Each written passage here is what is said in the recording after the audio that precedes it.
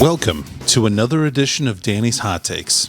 Today we'll be going over the 40K 9th edition rule set, and specifically we're going to be talking about building an army, how to build your army. There's two different ways that you can purchase models from your collection and turn them into an army. Either you can use power ratings or you can use point values. So power ratings will be listed on the unit. You don't have to worry about what kind of war gear they have or anything like that. You can just take which models you'd like and use the power rating to put them into your army. So every unit has a power rating that's listed on its data sheet. And the higher the power rating, the more powerful the unit is. And your army will be built to a specific points or power level. And so we'll go over that in a little bit later in this particular section. You may not be able to field a full unit, so you may have an understrength unit. And so if you're dealing with power level, even if you don't have all of the models in the unit that you would need to field a minimum size of the unit, you can still take it. It'll be an understrength unit. If that's the case, the power level will be whatever the minimum size unit is cost. So whatever the minimum size unit is, so you won't get quite as much bang for your buck. So you really want to get those extra couple of models in there to make sure that you're up to the minimum unit size.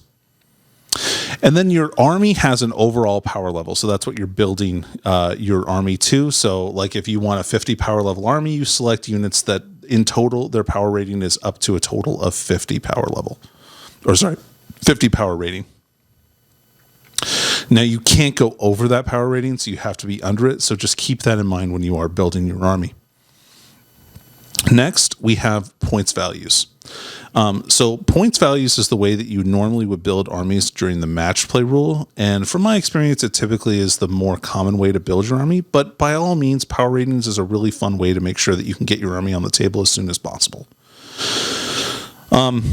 The points value kind of gives you a little bit more detail for a unit. So you have to pay for each individual model that you take up to the unit's maximum. And you also have to pay for like their different weapons. So depending on what the unit is armed with, you have to pay points for each one of those. So it kind of gives you a little bit more delineation between units that are armed more optimally or with more powerful options. In addition, you're going to have units that have unit champions.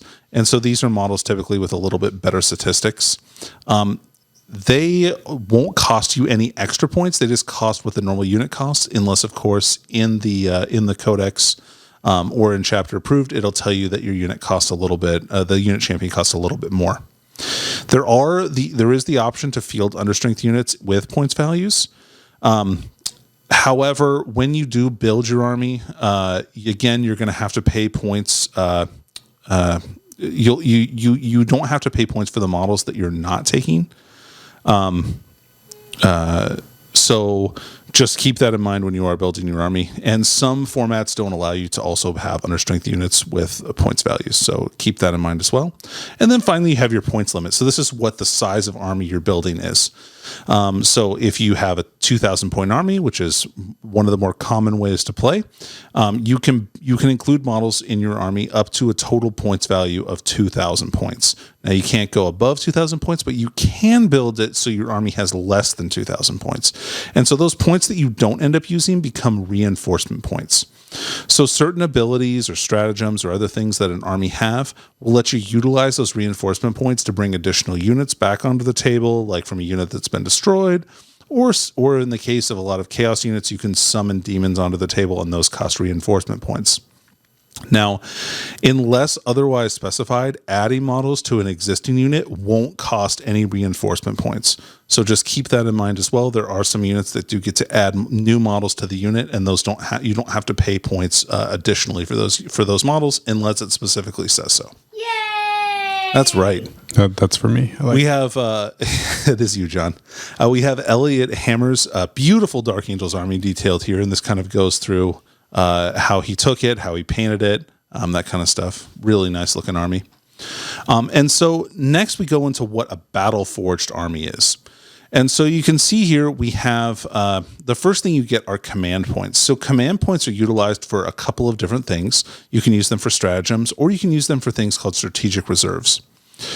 So depending on what the power level or points limit that you decide to play with, that's how many command points you get. So if you're playing a 50 power level game, which is also called a combat patrol, or that's up to 500 points, you get 3 command points.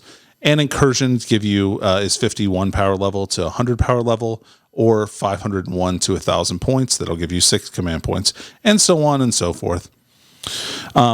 Every turn during the command phase, like we talked about a little bit earlier, you will get an extra command point if your army is battle forged.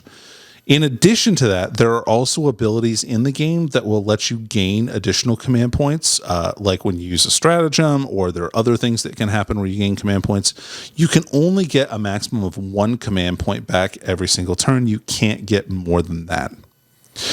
In addition to these rules, you also have to build your army with a faction.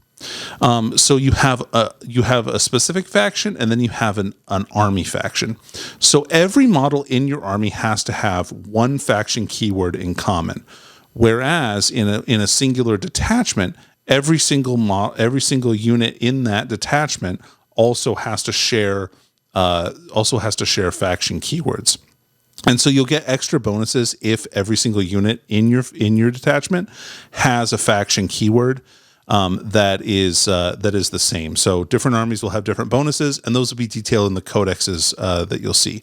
But typically speaking, like if you want to take like Craft World Eldar and Dark Eldar, for instance, you'll have to have a detachment with each one of those in there, and then you can take since they both have the Eldari army faction, you'll be able to take those all in the same battle forged army. So your army consists of a bunch of detachments, and so detachments have particular battlefield roles. And the maximum number of detachments that you can have in your army varies on how big the game that you're playing is. So a combat patrol can have 1 detachment, incursions have 2, strike forces have 3, onslaughts have 4. If you want to have, in order to include a detachment in your army, you have to spend command points. So that's another use that you can use command points for, is to add these additional detachments into, or to add detachments at all into your army. And you'll see that some detachments have command benefits that'll give you back some additional command points. So you can see here we have detachment abilities. So detachment abilities are like what I talked about a little bit earlier, where if you have every single unit in your detachment has the same series of faction keywords, you'll be able to get additional bonuses. So keep that in mind when you're building your army. It's pretty useful to have a couple of extra abilities. And then there's also reinforcement units. And so units that you add to your game are never part of a detachment, so you don't have to worry about paying extra command points to bring those on if you're bringing them on through like the reinforcement points that you paid points for. Any units that you take have to fit into a detachment, and we'll show you a little bit of how that works as we move on. So each detachment consists of a number of units that fill specific battlefield roles, and if you'll remember back to our very first review of the rules, on a unit's data card, it will show you data slate, I should say. It'll show you which battlefield role each unit falls into particularly. So you have HQs, troops, elites, fast attack, flyers, heavy support, fortifications, the dedicated transports, or lords of war. And so each detachment will have certain minimums and certain maximums that you'll have to fill, or you can't go past in order to have models in that particular detachment. Let's see here. So dedicated transports for every infantry unit in your detachment, and this is for just as a general rule, and those are also detailed in the detachment rules. For every infantry unit, you can include 1 dedicated transport. So just make sure that you have infantry units before you start putting like impulsors in your army or repulsors in your army. You can't just take those in slots all on their own if you don't have infantry units that they can either go into, or, well, they don't have to go into them, but that they are kind of attached to. And then the detachments will have certain restrictions as well. In addition, each detachment will have a command cost, so that's how many command points it takes to take, and then it'll have command benefits, and so those are the benefits you get for taking that detachment. So let's move on to see what the detachments are. Here they are.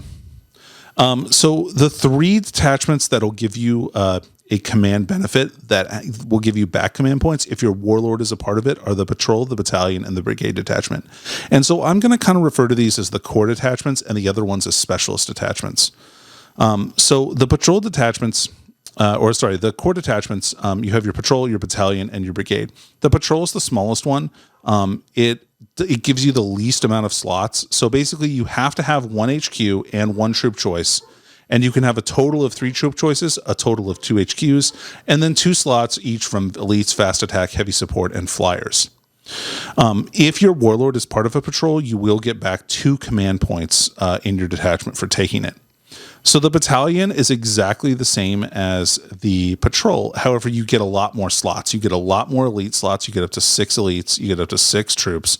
But you also have to take at least 2 HQ choices and 3 troop choices. But then you can also include an extra 3 fast attack, an extra 6 elite choices, an extra 3 heavy support, and you still get the 2 flyers. Pretty much every detachment will have the option to take 2 flyers attached to it. And then the brigade is the most intensive, so it'll cost you 4 command points, but you'll get those 4 command points back if you do take your warlord in that detachment. But the minimums are very high, so you have to take at least 3 HQs, but you can have up to 5. You have to take 6 troops, but you can have up to 12. You have to take 3 elites, but you can have up to 8, and you have to take 3 fast attack as well. But you can have 5 heavy support. You have to take 3, but again, you can have 5 and those 2 flyers as well. And so the specialist detachments are a little bit different.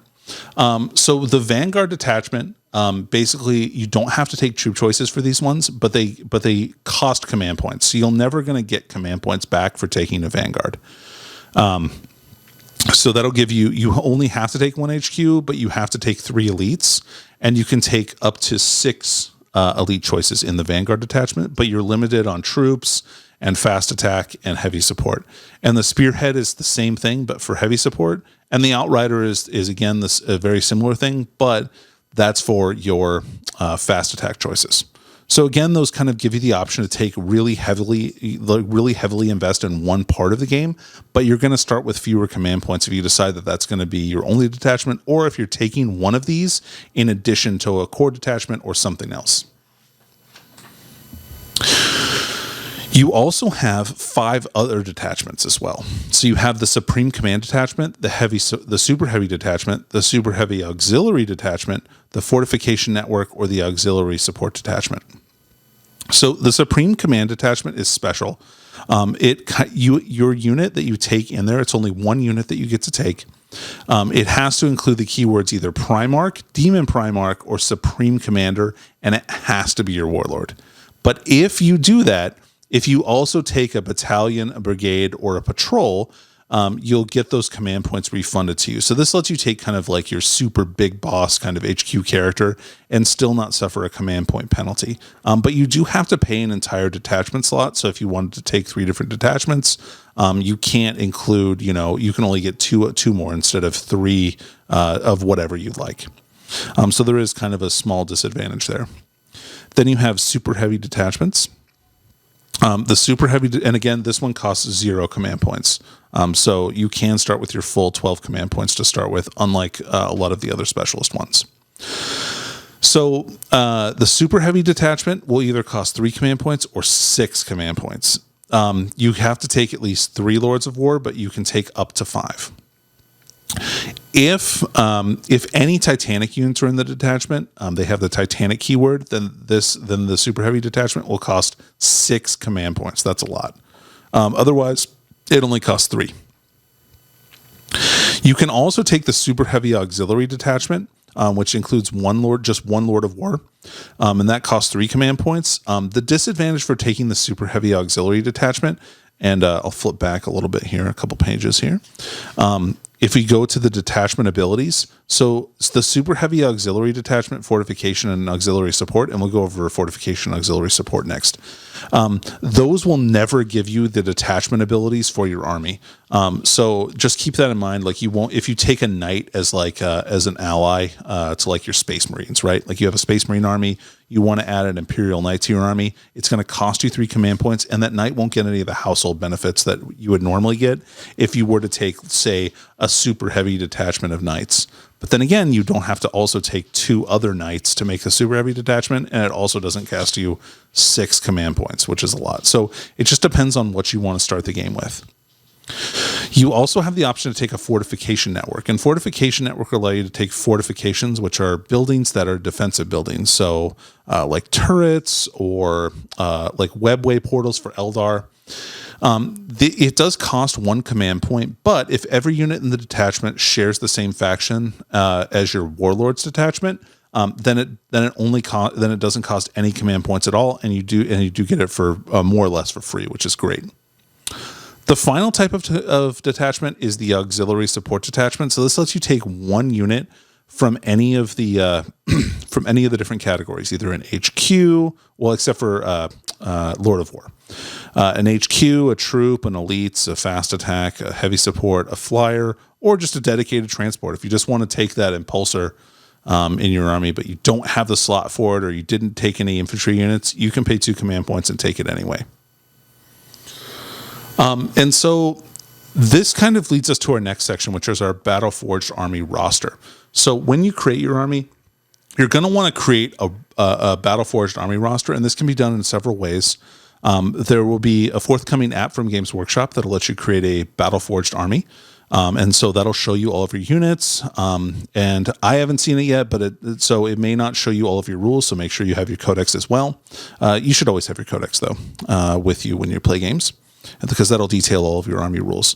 But this also lets you mark other things like how many command points you start the game with, and other things that you have to mark in there, like your warlord. You have to select his warlord trait in this particular section. You also have to select things like psychers will have psychic powers that you have to pick. If you get relics from the detachments you take, you have to select those. And then any stratagems that you use command points on before the game starts, you'll have to include those in your army roster as well.